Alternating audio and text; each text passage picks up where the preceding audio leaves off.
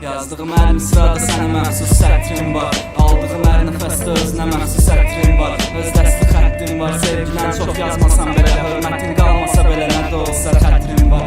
Əslində sevgi yaxşı şeydir, görüb bilənə qədər. Yatmırsa dilənə qədər, bilməliydi dilənə gərək. Gözlər danışır, dildə susur, onda dilənə gərək. Axtardı tapmadığını başqasından dilənə gərək. Bəlkə də dəxli yoxdur, bir o qədər də fərqi yoxdur. Yəqin elə bilir ki, bu oğlanın dərdi yoxdur. Getdi və gəldi yoxdur, inanmıram həqiqi yoxdur. Halbuki söz vermişdik, xətrinə dəydi yoxdur. Bəlkə mən düzələmirəm, sənə bu qədər bağlanıram. Düz deyir deyil o vaxt Namiq. Hər şey oldu ani, kim oldu bizə mani?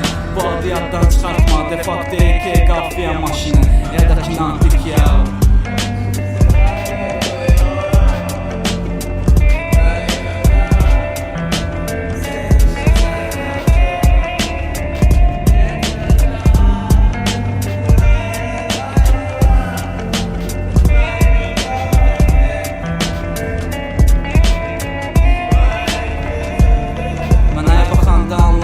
Belə sevmək nədir? Gözlərim kör olanda başa düşdüm görmək nədir? Sevgidə ölmək nədir? Bir fikirləş görmək nədir? Sən heç bilirsən ki, yaşayarkən ölmək nədir? Günəşin soyuqluğuna öyrəşməyib ayaqladı. Mən gördüm bayaqları, günəş göydə sayaqladı.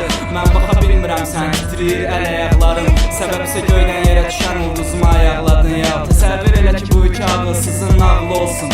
Oğlum olsun, evimiz olsun, iki otaqlı olsun. Mən inanmıram ki, bundan sonra onun nağlı olsun. Sənsiz də yaşayaram, burada nə var ki, sağlıq olsun. Yoxluğun üstümə əvr göydən elədi xeyli bürkür. Qanında qəhbəlik varsa düzəltmək qeyri-mümkün. Və nə qədər o kirlənmiş gözəlliyilə öz böyük səndə get sikdir, ara gedirsən get. Gözümə görsənmə.